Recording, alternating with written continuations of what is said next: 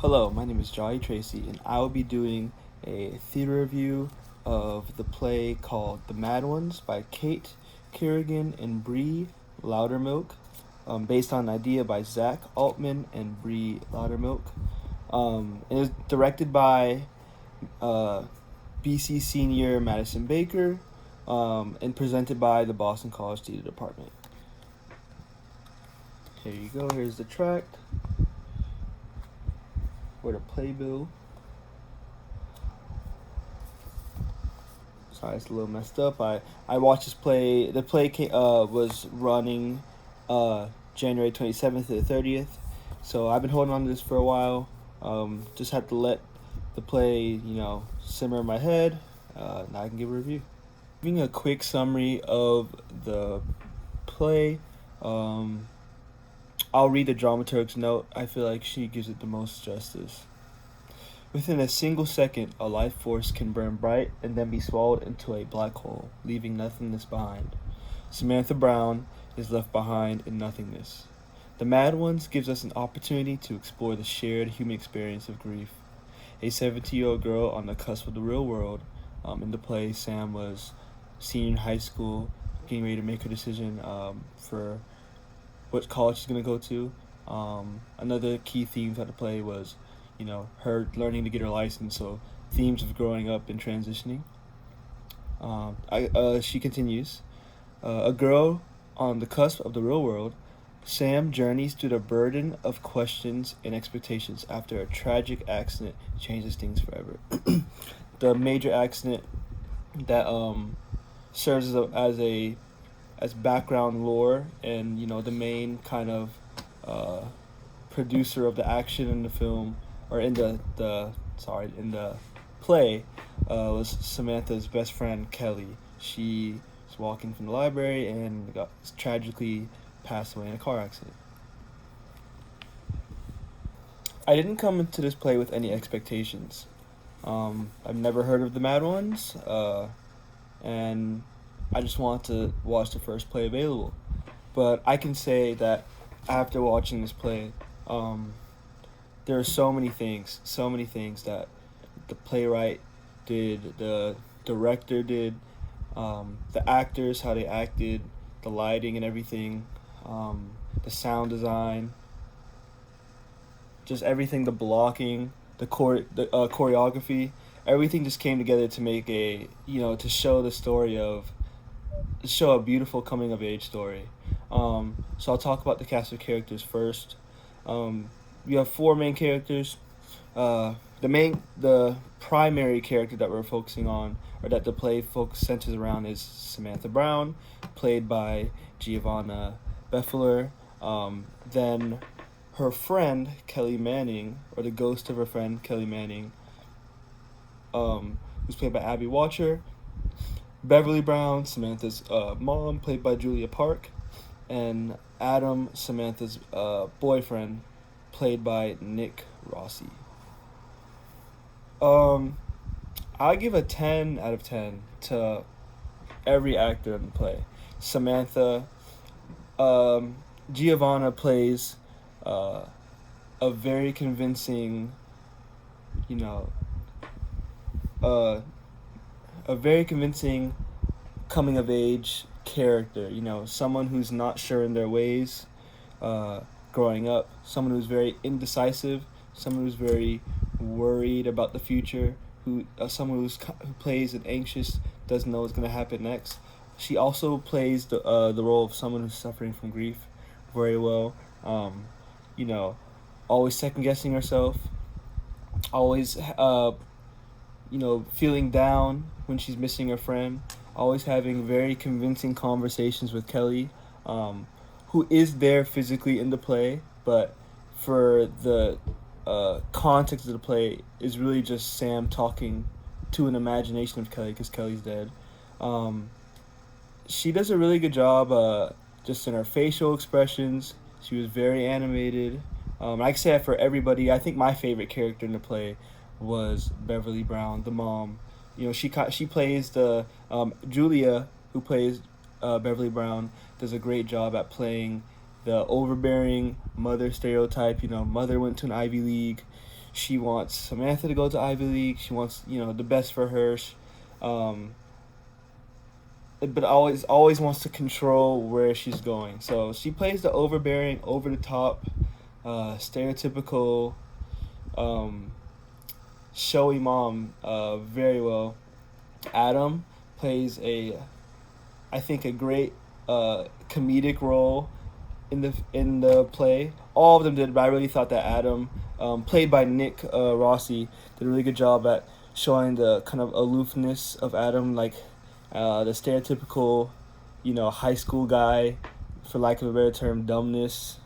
Um, but really, in certain parts of the play, shows a more serious side of Adam. Shows a side of Adam who's not just thinking about the high school dance, or just high school in the present, but is like serious in having and wanting a future with Samantha.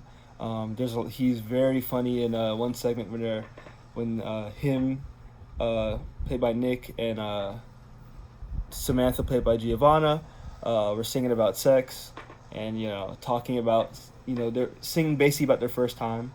It was very funny. He was very animated.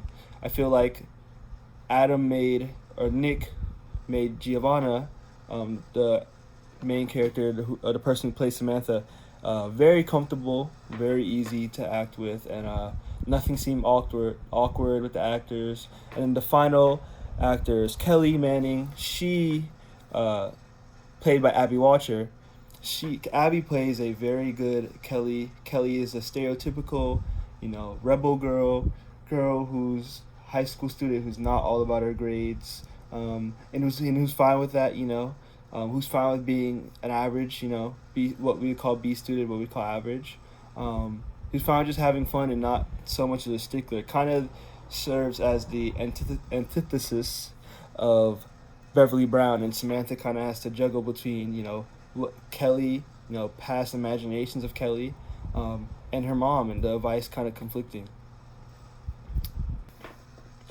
In addition to the actors, the Mad Ones production wouldn't be the production that it was the night I saw it without an excellent job by director, BC Senior Madison Baker. She did a very good job working with the type of sets that she had. For context, this play took place in a black box studio styled theater, so kind of a square. You have audience on this side, then a whole square corner of the room is where the play takes place. A lot of the set pieces are very convincing. There was in the beginning, the play opened up with Samantha in what looks like to be a car. You could definitely tell with the way the pipe looked. It looked like a windshield. You could tell what the hood of the car looked like, the front and everything. There's a good sense of traveling with the light, centered on her. And the sound design did a very good job too. The music was clear. There was no hiccups, from what I could tell. If there were, the lighting team and the actors played it off well. But to my knowledge, there's no hiccups in the special effects, the lighting, stuff like that.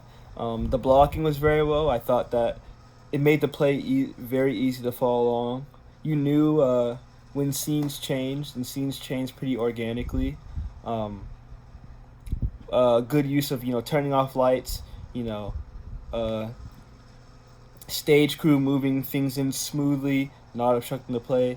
The very dark nature of the theater, along with the excellent master electrician and the lighting crew, did a very good job at using lighting in a way that allowed us to focus on the play and the actors in the play, and not a lot of the props that were definitely moving around, but made us they made it seem invisible. The lighting and the master electrician, the director, everybody involved in the blocking made it very easy just to focus on the play.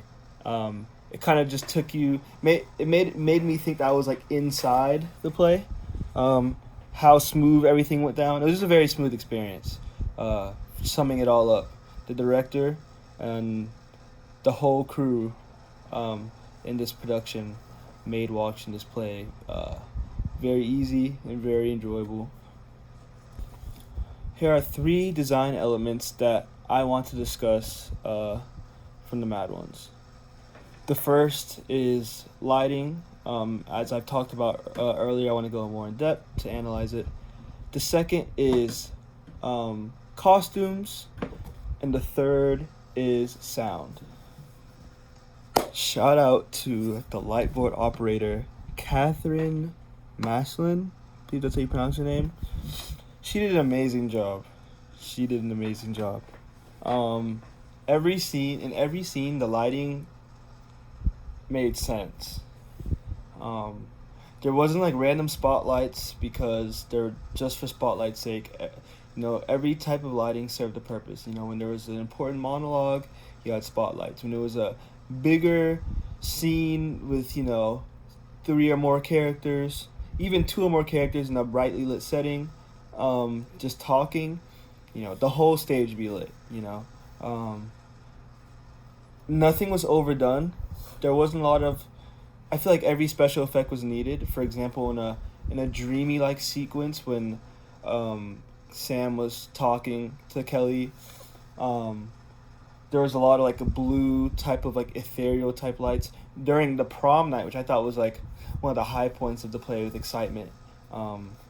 With everybody dressed up for prom, and even the club scene or the college party scene. You had very vibrant lighting. It had a lot of like type of strobing effects with the lighting. The lighting just made sense for each scenario. You think of a club, you think of a party, you get crazy color changing vibrant lights. You think of heart to heart with 2 people on a couch, between Sam and her boyfriend Adam. You get the spotlight, kind of showing that intimacy on the both of them in the couch, on top of the couch. I thought Catherine did a very good job operating the lighting board. And I also want to give a shout out to wardrobe run crew, Andrea Gomez, May Harrington, the costume shop technicians, Aiden Mallon, Ricky Hahn, Aiden O'Neill, Franny Gianna Gialu, Dan Lanskosvi, and costume prep, Kate Hamelin, Gabriel White, Olivia Chambernew, Catherine Costas, Bridget Falcone, May Harrington, Catherine Jackson, Allison O'Brien. All 3 crews came together to give a seamless transition in the play between costumes. There wasn't a point where it felt like, I knew this character was changing. It was all seamless. I was paying attention to whoever was on the set, and I wasn't looking around for the details. Wasn't looking at the stuff that was going on, behind the scenes. The play did a good job at not making anything seem distracting, because there's a lot of costume change in this play. When you have a party scene, a prom scene, a heart-to-heart scene, you have flashbacks of the library. So this is when the library scene where Kelly got killed. A lot of different costumes. Yes, Sam and Kelly usually have their mainstay costumes, like their main outfits. Kelly's usually seen the leather jacket. Sam in the skirt and the Air Force Ones. But there's a good transition when there needs to be a transition. And the quality of the costumes themselves, they're very believable for the play. They fit the characters. The mom, who's, very, helicopter mom, just hovering over the kid, over Sam's life, is dressed up, as a stereotypical helicopter mom. You think, the skirt, as a white mom, you have the high, 50s type hairstyle, the vest over the shirt, just very like 50s type mom that but also very like businesswoman like, just very serious.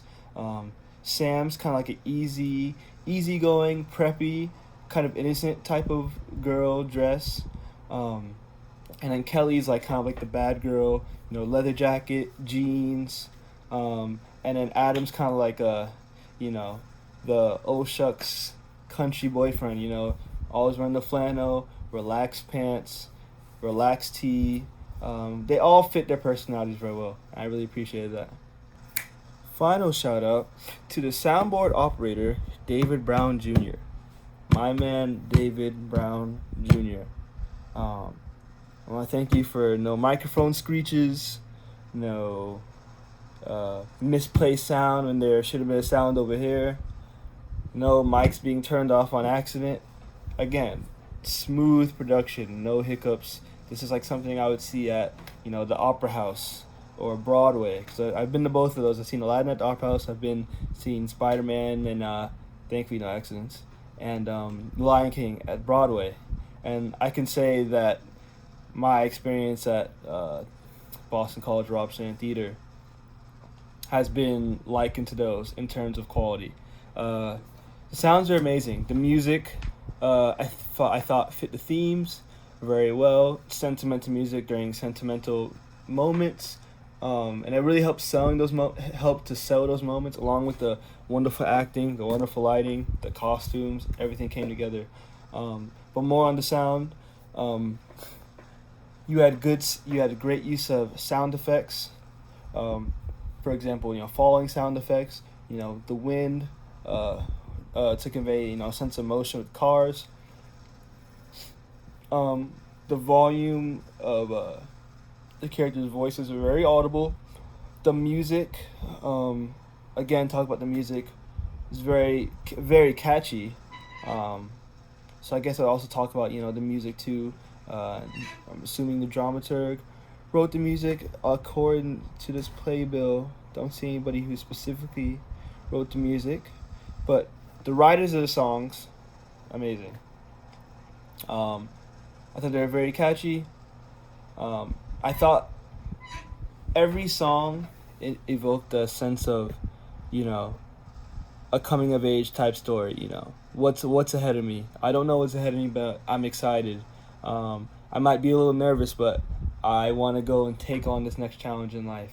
Also, a lot of the songs toward the end gave a sense of moving forward as Sam comes to terms with, the loss that she experienced of her best friend, and moving on, making her own decisions, and just being free. If I had, I guess the only complaint I had about this play was the character of the boyfriend, Adam. Although I get what the play was going for, and I thought, the easygoing, aloof type of, I'm not taking anything serious and I'm just looking in the present type. I'm not thinking about the future, but I'm looking at the now type characteristic of the boyfriend. Was the actor did a really good job at conveying that. But I do wish that the playwright kind of wrote him to be a little bit more, I don't want to say worried, but, acknowledge the future a little bit more. Because I feel like in a lot of, situations in the play where, the mom or Kelly is talking to Sam about the future, he kind of comes around towards the end of the play and says, spend a future with me. But, I wish he was more, I guess, serious when it comes to that aspect. It kind of seems like in a lot of those conversations, he was kind of pushed to the side or like kind of, portrayed as, the dumb guy trope. Like, all right, listen to serious women are talking, like, go play sports or something. Like, I don't know. Again, like, I understand if that's what they were going for. They did it very well. I just personally wish. So that's more like an issue with, if I was the dramaturg, I'd write him to be like this than how he was in the play. That's not really an issue of how, the actors acted. The actor acted with what he was given. He acted very well. That's just an issue I would take with, the dramaturg's characterization of Adam. I would have characterized him a little different. I honestly think that it might serve the purpose of the play better because it'll fit into the theme more of, being anxious of the future, thinking about the future more, and kind of fit the more serious tone. I still think you could retain the comedy of Adam by characterizing him like that rather than more of the carefree, easygoing, aloof jock that he was portrayed as. But overall, I'd recommend. I'd 10 out of 10 recommend this play to a friend. Like I said in the beginning, I came to this play with no expectations. Never heard of Mad Ones. Never even been to a Rob Sham theater play. So I was like, oh, okay, this will be interesting. And I can say that I am glad that I had this assignment. Because I wouldn't have gone if I didn't have this assignment. But I'm glad that I have gone, and I would definitely recommend this to friends if there are future showings next year. I'll be a grad student next year. So to all the underclassmen next year, if this is shown and I know about it, I will definitely recommend to all my underclassmen friends who will be undergrads next year. My graduate friends, just come and look. I'll probably go give it another look too. Bring my girlfriend too. I know she'll like it. But yeah, this has been my review by Jolly Tracy on, let's see, Kate Kerrigan and Brie Loudermilk's The Mad Ones, directed by class of 2022, BC senior Madison Baker. Thank you and good night.